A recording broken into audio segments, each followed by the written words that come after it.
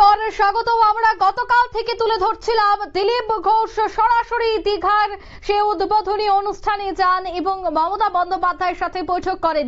এরপর পরে কিন্তু পশ্চিমবঙ্গের বিভিন্ন জায়গায় মেদিনীপুর থেকে শুরু করে প্রায় বেশ কয়েকটি জেলায় দেখা গেছে বিজেপির কর্মী সমর্থকরা এই বিষয়টাই বিক্ষোভ প্রদর্শন করেন এবং তারা বলছেন যে কোনোভাবেই তা মেনে নেওয়া যায় না। দলীয় সিদ্ধান্তের বাইরে গিয়ে কেন করলেন দিলীপ ঘোষ এই উদ্বোধনী অনুষ্ঠানে অংশগ্রহণ, প্রশ্ন কিন্তু করছেন বিজেপি নেতৃত্বরা। তবে এবার সব প্রশ্নের জবাব দিলেন খোদ দিলীপ ঘোষ।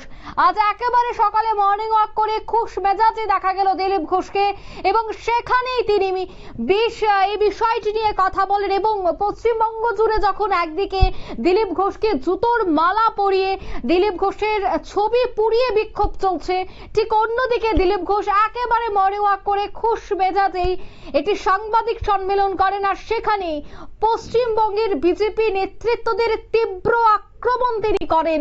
তিনি বললেন যে হিন্দুত্ব আমাকে শেখাতে আসবেন না, আমি যথেষ্ট চিনি। অন্যদিকে ভগবান নিয়ে রাজনীতি নয়, সে কথাই তিনি বললেন। একেবারে কোট তার বক্তব্য শোনাচ্ছি আপনাদের। করে রাখা উচিত, কিন্তু অভ্যাসবশত অনেকে বিতর্ক শুরু করেছেন এবং মজার ব্যাপার, আমি কেন ভগবানের কাছে এসেছি তাতে অনেকটা কষ্ট হয়েছে। আমি ছোটবেলা থেকে ভগবানের মন্দিরে যাই, আমি দেখি না কে মন্দির তৈরি করেছে, আমি ভগবানকেই দেখি। আর এটা আমরা জানি যে মন্দির যেই তৈরি করুক ভগবান সবার হয়। কালীঘাটের মন্দির তৈরি করেছে কেউ জানে না, বা তারকেশ্বরের মন্দির কে তৈরি করেছে আমরা জানি না, কিন্তু ভগবানকে দর্শন করতে যাই তখন ভুলে যাই। রাম মন্দির কে তৈরি করেছে সেটাও লোকে ভুলে যাবে, কিন্তু রামকে মনে রাখবে। আমি এসেছি, পশ্চিমবাংলায় সবকিছু তো রাজনীতি হয়, হয়েওছে, কিন্তু আমার খুব মজা লাগছে। আমার পার্টির কিছু লোক খুব কষ্ট পেয়েছে, যে পার্টির কর্মীরা কষ্ট পেয়েছেন, হতাশায় ভুগছেন, কেউ কেউ ভাবছে সুসাইড করবে কিনা। আমি বলছি বিজেপি করতে গেলে হতাশায় ভুগবেন না, চোখের জল ফেলবেন না, কারণ আমরা পার্টি দাঁড় করিয়েছি রক্ত দিয়ে আর ঘাম দিয়ে। যেন বিজেপির কর্মীরা পেছনে তাকায় না, ভয় পায় না, সন্দেহ করে না। যতদিন আমার মনের মধ্যে, আমাদের কর্মীদের মধ্যে সন্দেহ ছিল না, বিভেদ ছিল না, পার্টি এগিয়েছে। যেদিন থেকে এই ধরনের অপসংস্কৃতি ঢুকেছে তখন থেকে পার্টি পিছোচ্ছে। দিলীপ ঘোষ 42 বছর ধরে ঘরবাড়ি ছেড়ে সমাজের কাজ করছে, 10 বছর রাজনীতি করছে। দিলীপ ঘোষের দিকে আঙুল তোলার হিম্মত কারণে না পক্ষে না বিপক্ষে, যে কোনো ধরনের আমি চ্যালেঞ্জ করছি। যাদেরকে আমি নিয়ে এসে নেতা বানিয়েছি, যারা বিজেপি দেশে করে খাচ্ছে, তাদেরই বেশি পেট ব্যথা হচ্ছে। যাদেরকে আমি নিয়ে এসে নেতা করেছি তারা খুব চিন্তিত ভবিষ্যৎ নিয়ে। পার্টির উপরে ভরসা রাখুন, চিন্তা করার কোনো দরকার নেই। আর দিলীপ ঘোষ পার্টি ছাড়বে কিনা, কোথায় যাবে, অনেকে দুশ্চিন্তাগ্রস্ত, অনেকে আনন্দিত। দুশ্চিন্তা করার দরকার নেই, আনন্দিত হওয়ার দরকার নেই। দিলীপ ঘোষ দরকার হলে রাজনীতি ছাড়বে, কিন্তু পার্টি ছাড়বে না, বিজেপি ছাড়বে না, এটা পরিষ্কার বলে দিচ্ছি। কিছু লোক হয়তো চাইছেন আমি পার্টি ছাড়লে জায়গাটা খালি হবে, সুবিধা হবে, সেটা হওয়ার চান্স নেই। কারণ আমাদের কাছে মিশন, পশ্চিমবাংলায় যতদিন না রাজনৈতিক পরিবর্তন হচ্ছে লড়াই চলবে। আর যে আমার লক্ষ লক্ষ সাথী 10 বছর ধরে আমার সঙ্গে লড়াই করেছেন, রক্ত দিয়েছেন, ঘাম দিয়েছেন, প্রাণ দিয়েছেন, পরিবারকে রাস্তায় বসিয়ে দিয়েছেন, সেটাই আমাদের কাছে প্রেরণা। কেউ বলছে 57 জন শহীদ হয়েছে, তারা ভাবছেন যে 21 সালে বোধহয় বিজেপি তৈরি হয়েছে, তা হয়নি। 257 জন শহীদ হয়েছে, রাজনৈতিক শহীদ। সেই শহীদ ভুলিনি, কারণ আমার সময় তারা প্রাণ দিয়েছেন। তার ফলে 77 সিট জিতেছিলাম, আজকে 1 ডজন এমএলএ আমাদের ছেড়ে চলে গেছে, এমপি চলে যাচ্ছে, পঞ্চায়েত, জেলা পরিষদ সমিতি চলে যাচ্ছে। কিন্তু আমি বলছি আমাদের বিচারধারা, আমাদের রাস্তা ঠিক আছে। বড় বড় কথা কারা বলছে? যারা মমতা ব্যানার্জি আঁচলের তলায় থেকে নেতা হয়েছে। আরো বড় বড় কথা বলছে, অনেকে চরিত্রের কথা বলছে, যারা কালীঘাটের উচ্ছিষ্ট খেয়ে জীবন কাটিয়েছে, আজকে বিজেপির উচ্ছিষ্ট খেয়ে বেঁচে আছে, তারা দিলীপ ঘোষকে ক্যারেক্টার সার্টিফিকেট দিচ্ছে।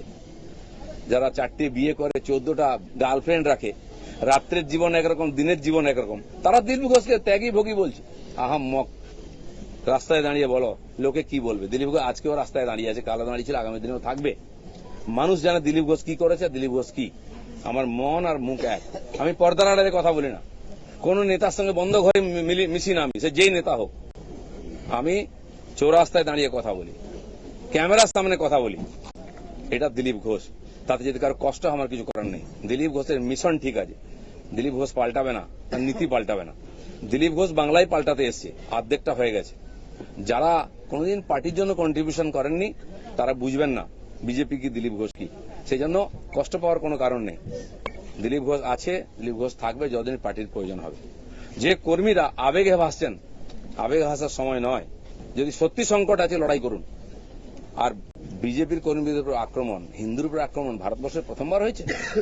আজ যারা বড় বড় কথা বলছেন তারা হিন্দুর জন্য কতটা লড়াই করেছেন, কি ত্যাগ করেছেন? 4 পয়সার ত্যাগ নেই। বিজেপিতে কামাতে এসছেন, কামানো কমে যাচ্ছে। আমি দোকান সাজিয়ে দিয়েছিলাম 77টা এমএলএ দিয়ে, 1 ডজন এমএলএ আজকে নাই কেন? এমপি কোথায় গেল? জেলা পরিষদ সমিতির প্রধান চলে যাচ্ছে কেন? জবাব কে দেবে? 21-এর পর থেকে বিজেপি নামছে। 19 সালে বিজেপি 41% ভোট পেয়েছিল এবং আজ অনেক নেতা আমাদের পার্টিতে তার বিরুদ্ধে লড়াই করে আমরা পার্টিকে বাড়িয়েছিলাম। অনেকে প্রশ্ন করছেন 41% ভোট আর 121টা বিধানসভায় আমরা লিড নিয়েছিলাম।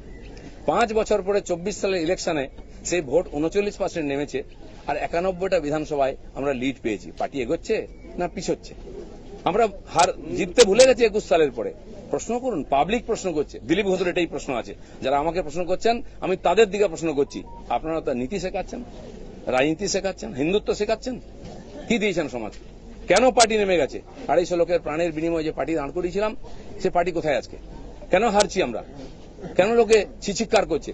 আর এই দালালরা যেদিন থেকে পার্টিতে এসছে বিজেপির গন্ধও চলে গেছে, বিজেপির স্বাদও চলে গেছে। লোক বিজেপির ভরসা করতে পারছে না। তাই ভরসা ফিরিয়ে আনার জন্য লড়াই করুন, নাটক করবেন না। রক্ত দিয়েছি আমরা, ঘাম দিয়েছি, তারপরে মানুষের বিশ্বাস জিতেছি, মানুষের আশীর্বাদ জিতেছি। দিলীপ ঘোষের তো লড়াই জারি আছে।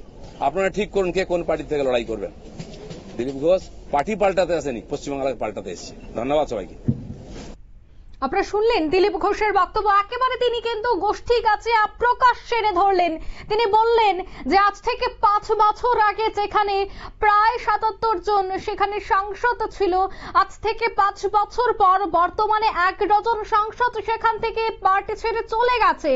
তবে কি তিনি বোঝাতে চাইলেন যে যখন তিনি এই পার্টির অর্থাৎ বাংলার বিজেপির সভাপতির দায়িত্বে ছিলেন তখন সবটাই ভালোভাবে চলছিল? বর্তমানে যারা এই মুহূর্তে পশ্চিমবঙ্গের সভাপতি থেকে শুরু করে প্রথম সারির নেতৃত্বদের হাতে বিশেষ দায়িত্ব রয়েছে, তখনই ধীরে ধীরে সেখান থেকে এমপি থেকে শুরু করে কর্মীরা সরে আসছে জায়গা থেকে, পার্টি ছেড়ে দিচ্ছে। তবে কি এই গোষ্ঠীর যে দ্বন্দ্ব আমরা বারবার দেখতে পাই তা আবারও আজ এই সাংবাদিক সম্মেলন থেকেই স্পষ্ট করে দিলেন দিলীপ ঘোষ? প্রশ্ন কিন্তু আমজনতার। নিয়ে নিচ্ছে এই মুহূর্তে ছোট্ট একটি বিজ্ঞাপন বিরতি, সঙ্গে থাকুন।